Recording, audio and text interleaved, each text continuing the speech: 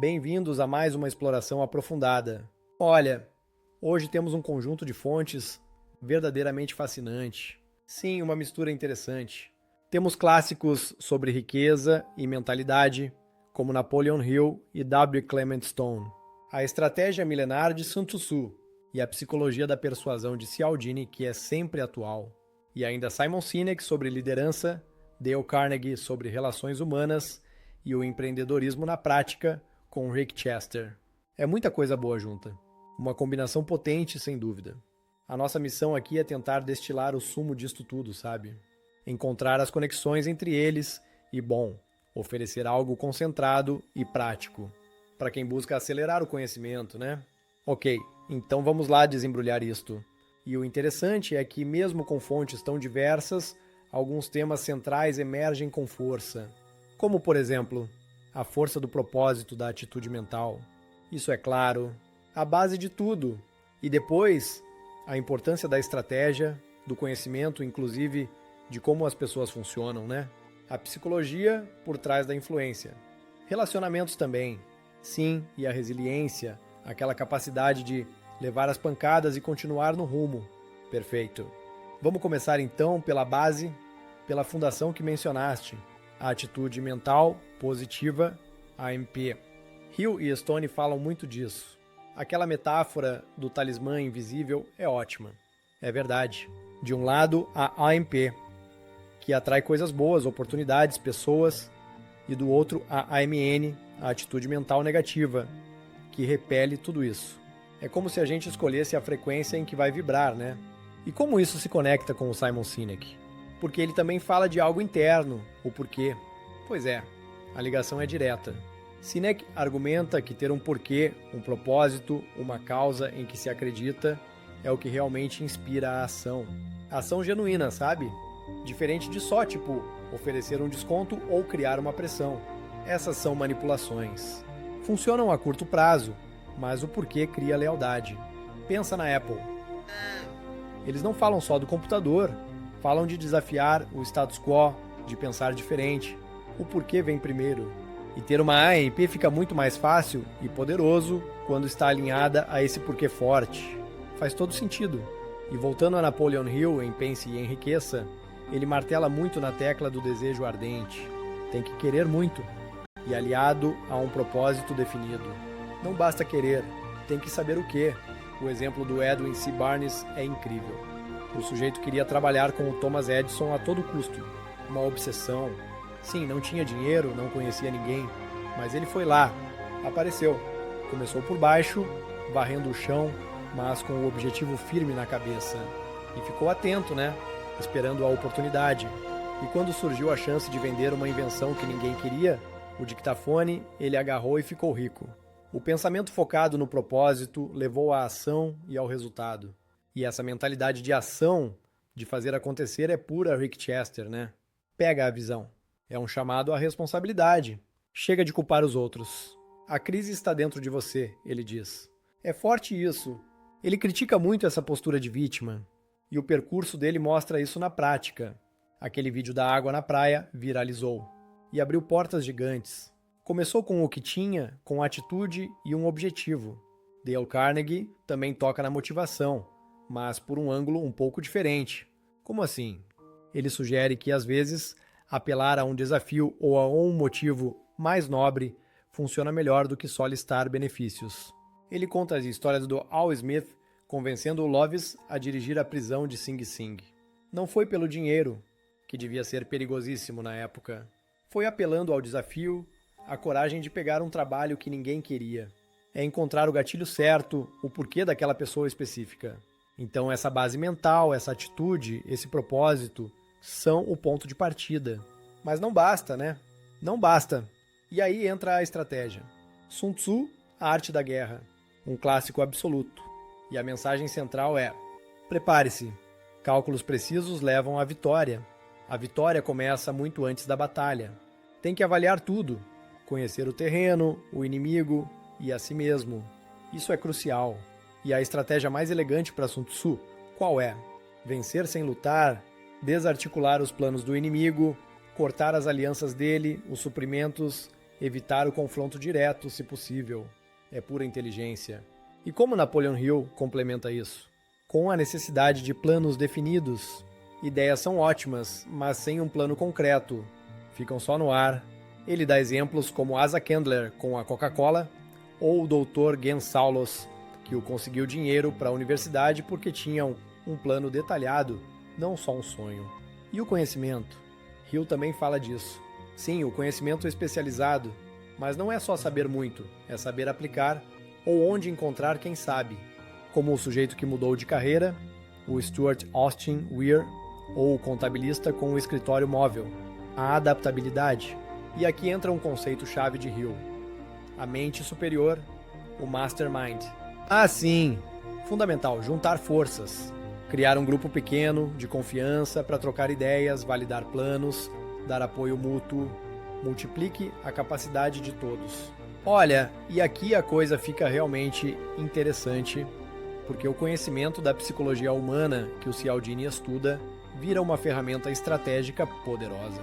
Entender como as pessoas tomam decisões, pensa no princípio do contraste, porque o vendedor mostra primeiro o fato mais caro antes da camisola.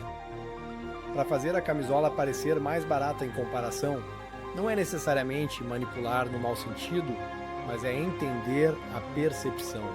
Faz parte de conhecer o terreno humano, como diria Sun Tzu, e o Rick Chester traz essa estratégia para o dia a dia, para o chão da fábrica, ou melhor, da praia. Aprender com os erros. Onde eu errei? Isso é estratégia pura de melhoria contínua. Aquela regra dele, 80-20 nos negócios, 80% relacionamento, 20% talento. É um direcionamento estratégico, claro, de onde focar a energia, e a importância que ele dá a conhecer todo o ecossistema. Clientes, fornecedores e até os facilitadores, como os motoristas de autocarro que o ajudavam. Isso é visão estratégica na prática. Conhecer todas as peças do jogo. Falando em conhecer as peças, vamos mergulhar mais fundo na psicologia da influência com Cialdini, as armas da persuasão. Vamos lá. A primeira é clássica, reciprocidade. Aquela sensação de que temos que retribuir um favor. É quase um instinto social, né? Difícil resistir. O exemplo dos Hare Krishna dando a flor antes de pedir a doação é perfeito. Cria uma dívida psicológica e tem a tática da rejeição seguida de recuo. Já ouviste falar? Pede-se algo grande primeiro, sabendo que vai ser recusado, e depois apresenta-se o pedido menor, que era o real objetivo. A pessoa sente que cedemos, então ela tende a ceder também. É inteligente. Outro gatilho: compromisso e coerência. Queremos parecer consistentes com o que já fizemos ou dissemos. Ah, essa é forte! Pequenos compromissos abrem a porta para maiores. Cialdini cita o exemplo dos prisioneiros de guerra, que começavam fazendo declarações triviais contra o próprio país e, aos poucos, iam mais longe. Sim, e o ato de escrever o compromisso ou declará-lo publicamente torna tudo ainda mais vinculativo. Contratos, metas escritas, faz sentido. E o esforço investido. Se algo deu trabalho para conseguir, o valorizamos mais. Pensa nos rituais de iniciação, nas praxes universitárias. Quanto mais difícil, maior o sentimento de pertença e o valor do grupo.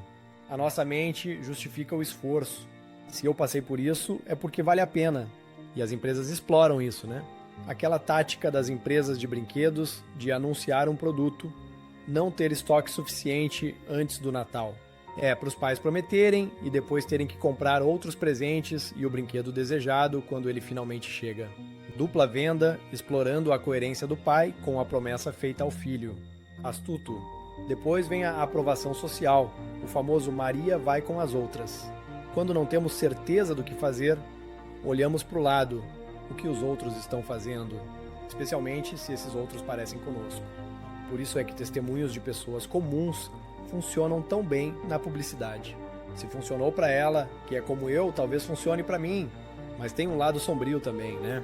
O efeito espectador, sim, muito perigoso. Em emergências, se ninguém age, todos podem pensar que não é grave. A inação de um leva à inação de todos. Ignorância pluralista, ele chama. E o conformismo extremo, como em seitas. Jonestown é um exemplo trágico disso. Sem dúvida, a semelhança é chave. Tendemos a imitar quem percebemos como igual. Falemos da afeição. Essa parece mais simples. Gostamos mais de quem gostamos e dizemos sim mais facilmente a essas pessoas. Mas o que gera a afeição? Cialdini aponta semelhança, elogios, mesmo que a gente saiba que é só para agradar, cooperação. E aqui a ponte com Dale Carnegie é óbvia e muito rica. Os conselhos de Carnegie são, na verdade, formas de construir essa afeição de maneira genuína. Mostrar interesse real nos outros, lembrar nomes, tentar ver o ponto de vista da outra pessoa. O vendedor de lã que reconquistou o cliente simplesmente ouvindo e compreendendo a frustração dele. Carnegie que ensina a construir relações de verdade, não só a usar uma tática para uma venda.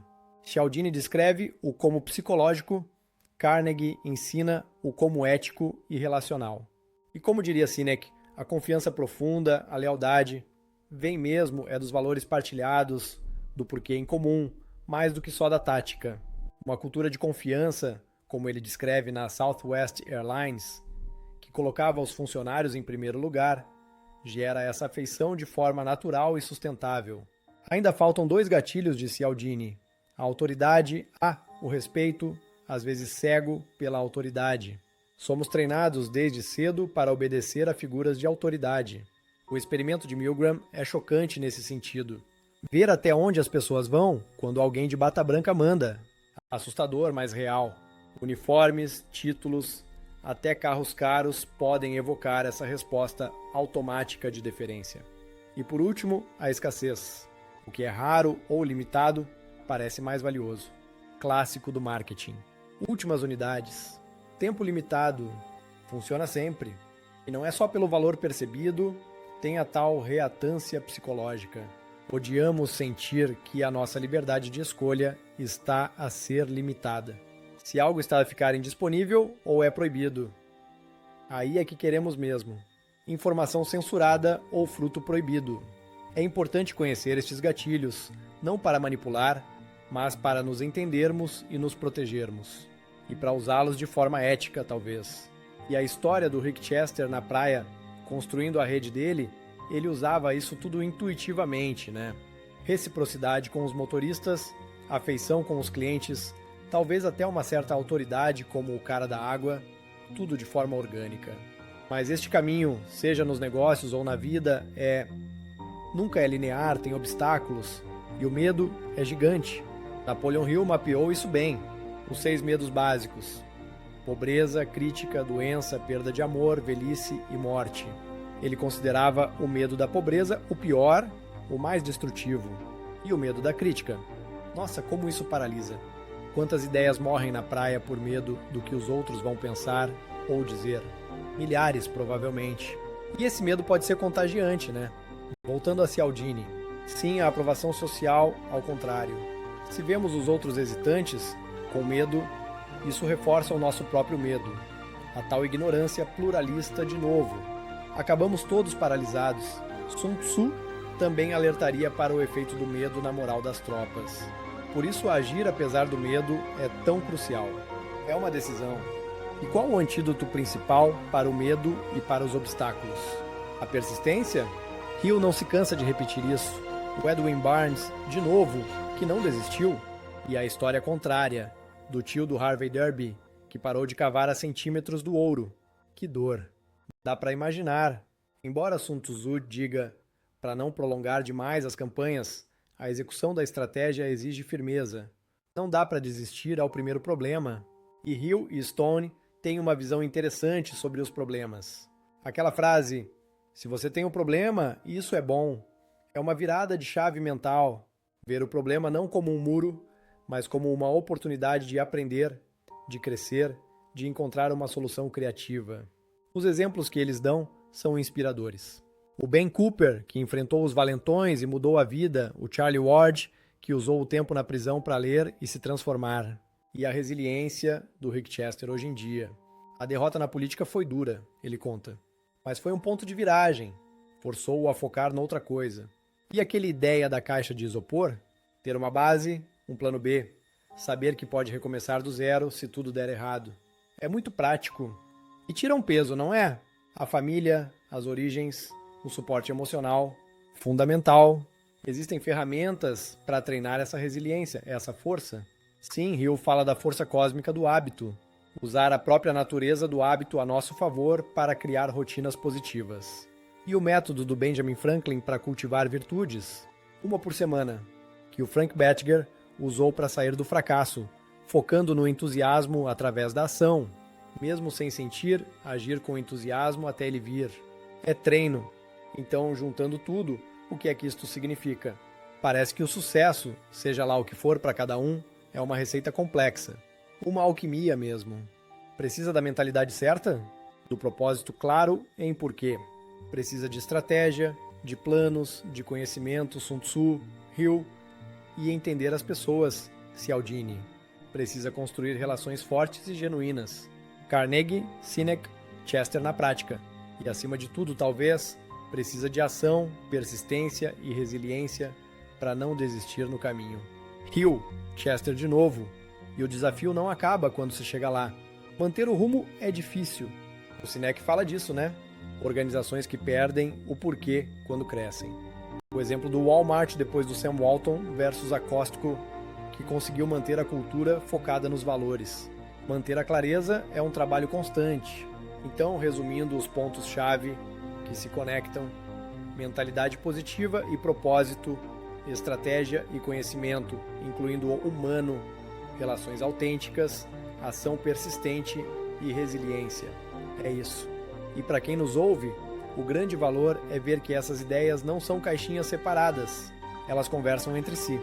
Filosofia, estratégia antiga, psicologia moderna, conselhos práticos, histórias reais. Tudo junto oferece um mapa mais completo para navegar os nossos próprios desafios e objetivos, seja na carreira, nos negócios, na vida pessoal. E para terminar, fica uma reflexão. Se, como muitas dessas fontes sugerem, especialmente o Hill, muitas das nossas limitações somos nós que criamos os medos, a atitude, a falta de clareza. E se a única coisa que realmente controlamos é o nosso pensamento, então, lembrando aquela história do menino que consertou o mapa do mundo, consertando primeiro a figura do homem, qual seria o primeiro pensamento que escolheríamos conscientemente hoje para começar a redesenhar o nosso próprio mapa? Uma boa pergunta para levar conosco. Fica a reflexão. Obrigado pela conversa e até a próxima.